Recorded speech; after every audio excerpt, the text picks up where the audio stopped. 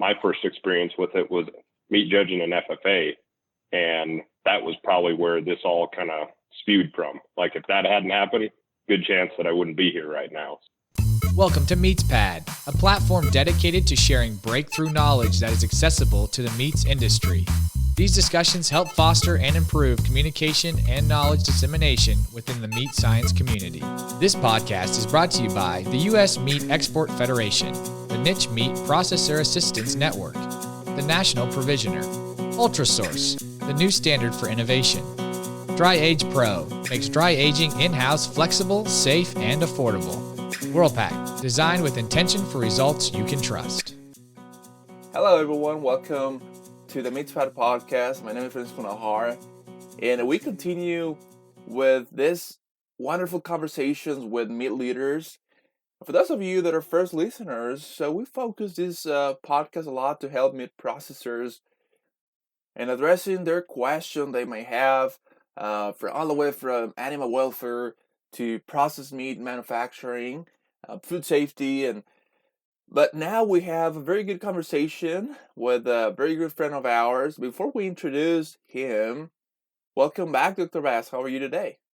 Oh man, it's at the time of recording, it's early morning out here on the West Coast, but I got my big boy coffee, and honestly, it may be a little early for most folks, but we have to remember that most of our processing partners and folks listening out there, they've probably already put in a half day's work. And so I can't complain, honestly, man. I'm just excited to be here like usual. Yeah, so we have a very special guest today.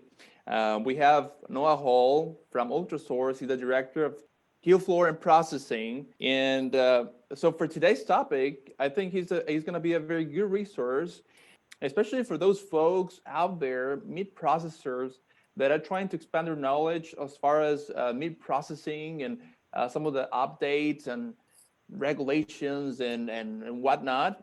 But we welcome Noah. How are you today? Great. Thanks for having me, Francisco and Dr. Bass. This is super exciting. Big fan of the podcast. As like to say, multi-time listener, first-time caller. So. Well, we'll try to solve all your problems and questions here on our short call today then. Well, and Francisco kind of kicked things off here and was talking about, there's always great resources out there, and we want to definitely emphasize, especially to the medium and small size processors out there, to make sure to reach out to equipment and resource suppliers such as yourself. Noah, can you tell us just a little bit about the company UltraSource, about what you guys do and what you provide to the industry? Yeah, absolutely. So UltraSource has been around for more than 130 years, based right here in Kansas City, Missouri. And what we offer to processors is we deal with the equipment side from the initial kill floor side into further processing all the way through to the packaging equipment, which we're a direct OEM here in Kansas City. And then we also do the supplies. And then something that we also try and emphasize on is offering support to the processors, similar to what a lot of other networks are out there. We have a designated food scientist on staff, as well as a few others with advanced degrees in food or meat science. And we really try and present ourselves as a resource that processor can go to. We don't want to be just someone that you call when you need a piece of equipment, or you call when you need a box of gloves, or if you need to fix a piece of equipment. Like if you're trying to figure out where are some areas in your business that you can grow and improve on, we want to be a resource for that as well. Awesome. I think, I can talk a little bit about how I got to meet UltraSource, how to meet you and other folks in that company. So I know you guys hold annually multiple meat science short courses throughout the year. And so I had the privilege to come down from Manhattan to Kansas City to come help some of these courses. And I know you guys have an English version, but also have a Spanish version. And I think I found that amazing, because There's a lot of processors as well in Mexico, Central America, and South America that purchase and procure equipment from you, and this that you guys do to provide that base knowledge on meat processing, and just be open to host these courses for meat processors to come to Kansas City and just give them, like, in a couple of days, like, all that knowledge that they may need to, just to expand their knowledge. Can you tell us a little bit about this meat science short course that you guys provide? And I know all this COVID stuff, you guys may not currently holding those, but please tell us more about that, please. Yeah, absolutely. So the UltraSource Academy that we do is a short course that's approximately 2.5 days long, and it's really geared towards covering a broad range of, anywhere from basic meat science into further processing. We typically make about 20 to 25 products, anything from jerky, bacon, hams, and into, your ground meats, as well as some emulsions as well, and just kind of talk through the processes. And it's a mix of classroom time as well as actually hands-on in our lab making the products. Like, we try and make every one of the products and processes that we talk about live and in person, so that by the time they leave on that 2.5 days, they can see what that stuff turned out like. I'd like to say it turns out perfectly every time, all the time, but there's probably one or two that something doesn't go right with, and that's fine. That is a teaching point for the class, and discuss and see that, hey, this is the real world. What happened? How do you avoid it? And what are things to do to improve it? And I always like to talk about the class too, that we bring up a lot of classroom time, and we do a lot in the lab, and we're talking a lot. But in a we'll say pre-COVID, we'd have 15 to 20 processors in the classroom, and I like to think that there is at least 50% of the knowledge that they can gain from the course was by talking amongst themselves, and what they're doing, how they're doing their processes, what challenges they run into, how do they overcome them. And I think that there's a lot of networking opportunities within that course. And then, when you get into the Hispanic or Spanish speaking courses, I think that, in some ways, that just goes to a whole nother level, because I feel like that specific portion of the industry is really, really engaged and wanting to learn more about the process, how to do that. And, it's always exciting when we get that. Like, we had one course where there was 17 people there, and there was 9 different countries represented. So it was super interesting, super dynamic. And you also get to cover on the topic that chorizo in 9 countries means 9 different things. So that's, and that's something that I've started to definitely learn recently, is that just because it's called one thing across the board doesn't mean that it's exactly the same product. And man, you really hit on a few really good points that I want to make sure that our listeners are taking home and taking to heart, is that investing time into short courses, into conferences, into these learning opportunities, it truly is an investment in their business, whether it's the actual leader that's doing that in the company, supervisor in the company, or it's folks that you're putting that extra time in to help grow within the company. And honestly, that helps in many cases with retention too. You put some of that investment in some of these folks, investing time, investing resources to learn more about how to grow business. That's an area that I always try to bring into my day job as a teacher, as an educator, is making sure that there is that applicability to things. You've already mentioned a little bit about some of the products that you guys go through.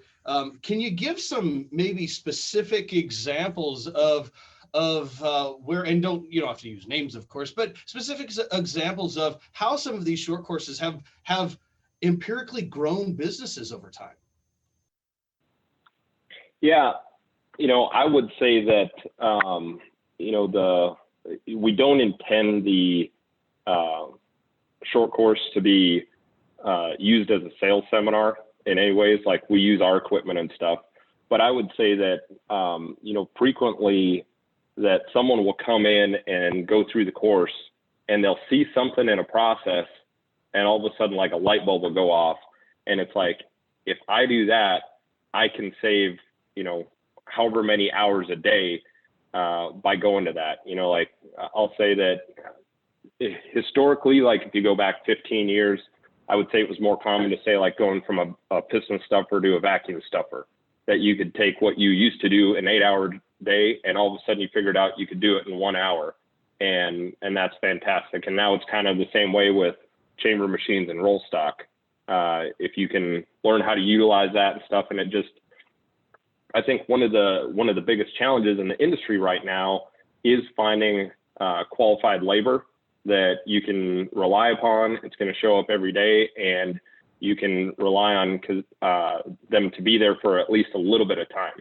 I think that you don't necessarily have to think of every employee needs to be there for 20 years, but if I'm going to sink time and resources into training an employee, I need them to be around for at least 3 to 5 years. That's always a target to recapture that value. And then after that, everything else is just pushing on into a whole nother venture with your business and increasing opportunities. So getting employees to kind of understand and even realize that, hey, they can recognize when something's different or going wrong in a process by them coming to the course sometimes takes that burden off the processor, that as their business grows, they don't have to be the integral hand moving everything and be the only one that's relied upon to help that business grow. Yeah. And so you're emphasizing the idea of investing time into employees and helping them become more effective, more efficient, but then also it's empowering, right? It makes them kind of an expert within your business, especially if they're the ones that went and learned on a new piece of equipment or learned a new technology. And that's that much more buy-in into the business, right? That you have folks that it is hard to find the right people to fit into the jobs, to have them reliable. And once you do, you want them to keep them, right? And so what a great opportunity for that. And I also want to just touch on the idea, especially for those out there, medium to small size processors that are so busy. Your time is extremely valuable. Not only are you running the business, and you may also be the lead accountant, you may be the HR department, and you're the food safety officer, all in one, right? And it's hard to step away and take the time to make that investment in learning.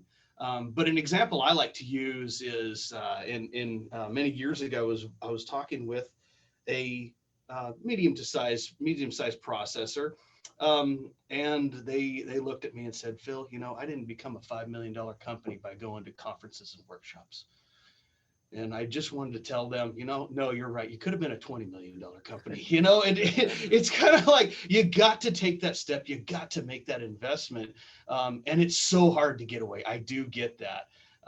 But by doing that, you're going to grow your employee empowerment. You're going to grow your own knowledge. And you're always going to learn something. And building that network within the industry is so crucial. And what a great conduit, what a great avenue you guys present to the industry. So thanks.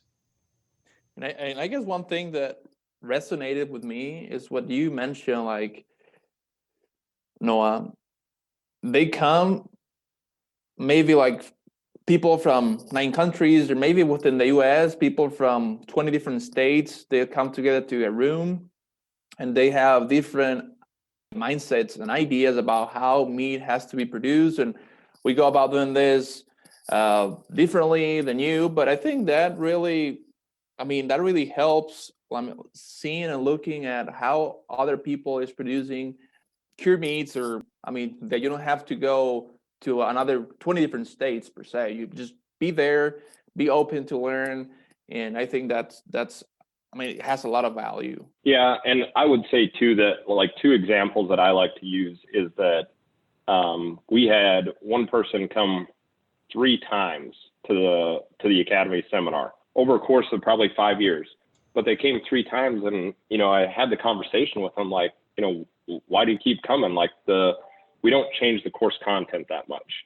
And the way that he put it is that, I never realized how much you guys were layering the information. Like the first time I came, I paid attention to a lot of the basic meat science. I grabbed onto that, but I got a little bit, and I knew there was still some things I didn't understand. So I went back, and even though you were saying a lot of the same content, the class was different. So you learned from some different people, but I realized that there was more that was being explained that I didn't grab onto the first time. And then the same way the third time, he's like, every time I came, it was like you were saying it in a new way, but it was really just, I've kind of grown into understanding it a little bit better. Now on the other side of things too, like we've had attendees, there was one that was a 30-year meat processor, had a master's degree in meat science from when he was at a university. And I'm asking him like, well, why are you coming to a course like this? And he's like, in all honesty, in 2.5 days, if I can pick up 2 or 3 things that make me think about why I'm doing the way my business is the way it is, he's like, we made some decisions 10 years ago to do things a certain way because it was the right thing for our business at the time. And listening to the course makes me go, well, maybe that's not the right way to do it anymore. And we need to go back and revisit it. And, it kind of changes the overall structure of how that's gone. So, I mean, there's always something to be learned from each opportunity that you get to try and increase your knowledge. So we'll be right back. The Niche Meat Processor Assistance Network, or NPAN, is a proud sponsor of the MeatsPad podcast. Yeah, and like you said, anytime you can get folks from different societies, different cultures, different countries, generally there is going to be a knowledge share of some sort. You're always going to pick something up, even if it's just getting to better know those different cultures and different groups of folks. That may be indeed opening up an opportunity for a new customer base as well. Maybe domestically, but also internationally. So who knows where things go? And I love that you guys have the food science background, the meat science background. No, I know you have a meat science background. Can you tell us just a little bit about your expertise? Yeah. So when I went to, so I started out with going to school at North Dakota State University, and I got an undergraduate degree in mechanical engineering. And I was still tied to some of the agricultural groups while I was there, was really interested in that, and had an opportunity to get a master's degree with Dr. Eric Berg at North Dakota State University on a project that kind of used a little bit of engineering and some just kind of went off on interests that I had in meat science. And then started with Ultrasource as the food scientist, meat scientist for 6 years here in Kansas City. Had a lot of fun going through all the seminars and the different opportunities to interact with customers. And then moved into our service manager role for a couple of years. And then just more recently, I moved into our director of kill floor and processing role, just kind of helping that business grow and develop, and just working with the team that we got here to try and, sell some equipment and have fun while doing it, talking about meat. And we're not above nerding out over a little dry-cured salami every once in a while or something similar. So. Well, and I was actually a little surprised too. I didn't realize you have a mechanical engineering background. What a cool different perspective you bring to things. I'm a meathead through and through. I've been cutting meat since, I could reach the table in my grandmother's garage kind of thing. I like to think I have a little bit of mechanical background, but you're really bringing a whole new dimension to things, which is really cool, by the way. And, for our listeners out there who may be in still the education world and still figuring out a career path, even if you have that interest in the meat side of things, you're a perfect example of learning other avenues and bringing like the mechanical thought process into meat processing. When I think of meat processing, I just, I go to my technology, which is a 6-inch boning knife, and which hasn't changed much in many years. But companies like you, Noah, like Ultrasource, is definitely bringing some pretty cool technologies out there. So that's a neat background. I appreciate you sharing that. Yeah, and I think one of the things that I always like to say is that, the engineering side, do I do anything with calculus or anything on a daily basis? Absolutely not. I mean, I sold that book when I got done with the class, and that's where it is. But I would say that the thought process that you learned in the problem solving approach that it emphasized, just that's something that you use every day. And, I'll say that from an education standpoint, on a daily basis, I probably use less than 5% of what I learned in school. A lot of it's been learned afterwards, but it really built a good foundation, and that's kind of the base for it. But one thing that I like to talk about too, and point out to you that you pointed out, Phil, is kind of where you got your start in meat processing was at a young age. And I'll point back to, part of the reason where I transitioned from the engineering to the meat science background actually points back into high school when I got exposed to meat judging on the FFA level. And that's where I think that really, I'll say, sparked that interest in that meat and food science stuff. And it was kind of a unique situation too, because we had a local advisor that had done meats judging too. But there was also one from a town over that was really, I'll say, kind of instrumental in helping develop that interest. And we worked out together with those teams, and it was really kind of a good opportunity to gain that interest. And I think that, upcoming in the industry, like we've got a lot of room for people to step into roles and stuff. And I think it's always key to start thinking about where can people get their education for the meat science side of things. And I'll say I'm not above saying that it's got to start down, even at the high school or younger age level. So Ultrasource that provides that short courses, do you know of any other places that provide this fundamentals and principles of meat processing? And it could be within the States, but it can be elsewhere as well. Yeah, I mean, I'll say there's various ones that I know of on extension levels, or depending on, I'll say, what group you're in, there's some different opportunities. When I first started, one of the first short courses that I went to was actually up in Canada at a company called Hella Spice. They did a short course where it was a little more focused on, their spices and blends and different opportunities, but they had a German sausage maker teaching the course, and he was great to listen to. I mean, it was very, very much hammered home on the principles of how you're going to process this meat, and if you don't, you could go to prison type thing. So that was a good introduction. And then I also had an opportunity to spend like 2 weeks with Fry over in Germany, just traveling around and learning a little bit from that venue. But domestically, Iowa State does some short courses that really give you an opportunity to learn the science behind it. I know for like undergraduate students in meat science, Tyson does a Beyond Fresh Meat course that I think they really kind of expand out on. And then you've got Beef 101, Pork 101 that kind of give you a really broad understanding of the industry. And those are sometimes done on more of an extension style level. And it can really vary by the state too. I know there's some states that have some pretty good programs that will routinely, like maybe partnered with their, if they have a state meat association, they'll usually try and develop some sort of curriculum. I'd say that an easy route to get some knowledge usually is going to like trade shows like the state ones or the American Association of Meat Processors.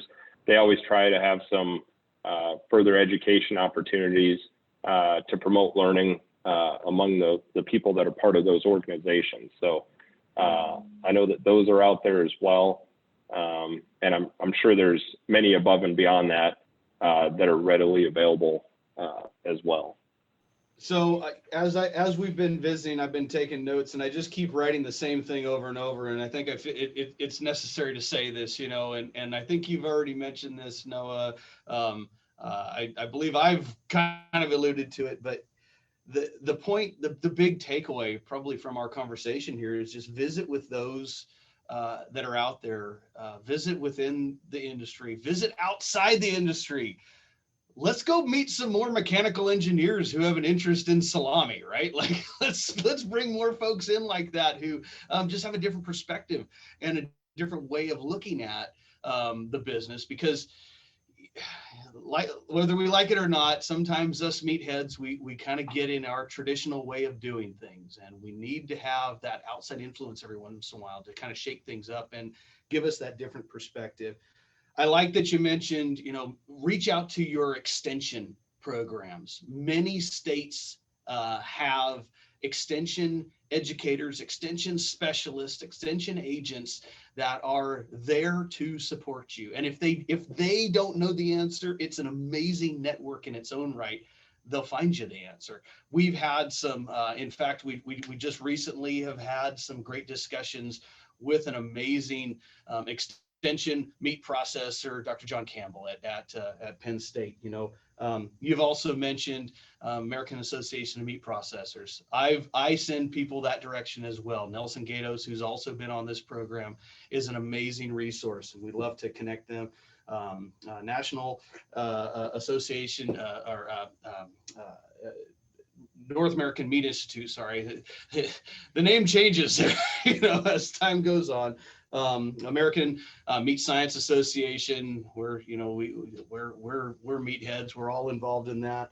And then you mentioned go to the state meat processing associations. What a great starting point to just start learning more about these things. But I applaud Ultrasource and companies like you that are going out. And it's not selling equipment. Yeah, we have equipment, we have rubber gloves, we have knives, but we're exchanging knowledge. And how important is that? And that's how you grow business.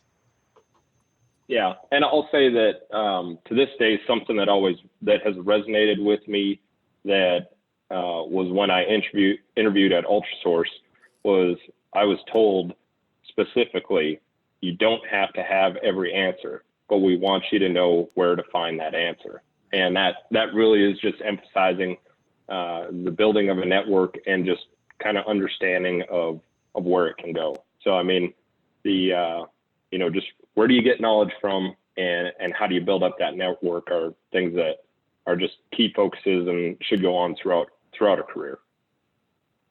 Yeah, thank you very much for that. I think that quote, we're for sure going to put it on our social media. I love that. And being resourceful is one amazing thing. Like we're never going to know everything, but through networking, I mean, you can meet a lot of people that can connect you with more people that may know the answer of that. I think we almost wrapping up this episode. And before we ended, I just want to say that one good resource that I forgot to mention is the MPAM, Niche Meat Processing Assistance Network. Rebecca leads that, and I think they have an amazing program specifically working with small and mid-sized meat processors, helping them and through networking, pointing people to other direction. Also here at K-State, one of the things that we do, we hold about 30 to 40 people from Mexico every year, where they come all the way to the States for 1 week here in Manhattan, and we'll teach beef and pork fabrication, meat processing, and so we have like pretty similar to what you guys do at Ultrasource, but like in a week instead of in a couple days. So before we leave, could you please tell us about one thing, one experience? And last episode we talked about growth opportunities, something that you learned that really had an impact on you professionally or emotionally. I don't know if you can think of something. Yeah, that's a tough one. I probably should have prepped more for that and come up with something really inspiring and just mind-awing and everything like that. But It's okay. I would just go to focusing on the education side of things. Like, I'll say that from where everyone's at, like, think about, is there anything that you can be doing to reach out and do stuff to kind of help spark that knowledge for someone else? Because I really enjoy being part of this industry. I know you guys do as well. But whether it's a processor, like inviting a high school class to come in and tour and just learn more about the business, or, you know, allowing meats teams to work out, or if you end up being a mentor for someone, to me, I think that that's where, that's how we grow as an industry and just better improve our knowledge, is just trying to help make sure that, you know, everyone that is looking to get an opportunity to learn gets that. And I think that there's, you know, I could point to a number of people in my career that I think went out of their way to make sure that I had opportunities or was able to learn something when they really didn't have to. You know, one of the greatest experiences that I had was I was in a plant down in Florida and just happened to run across this guy that had been there for 30 years. And they said, hey, he's a smokehouse expert. And so I said, hey, I'd like to pick your brain sometime. And, you know, we kind of had a busy schedule going all the way through, but he sat down and took probably 2 hours out of his day. And we just sat in a conference room and just it was a mind-blowing discussion on smokehouses. And it was just really fun to visit with. And just people like that in the industry are the ones that, like, I look up to, that they're always willing to make some time to help someone else get better at what they do. Well, thank you. Do you have anything to add, Dr. Bass, on that before? No, this was a great visit, and Noah, you just capped it off just perfectly. Just we need to continue to share knowledge. We need to especially talk to the experts that are out there, folks that have been doing it for a very long time. They're a wealth of knowledge, and in many cases, they're excited to share it. Cool. Well, thank you, Noah, a lot for being here today, and I hope that so we have RMC in August, so hopefully we can see you there and continue this conversation. And thank you a lot for your time. Yeah, thank you both so much for your time as well, and for your time and efforts with the podcast. I think it's been a great resource. That we end this episode. Thank you a lot for listening. If you'd like to receive notifications on the new releases and the new episodes, please subscribe at www.MeatsPad.com. If you're a small and mid-sized meat processor and you have concerns or questions about a certain topic related to meat science and meat processing, please email us at info@meatspad.com. Thank you, and see you the next time.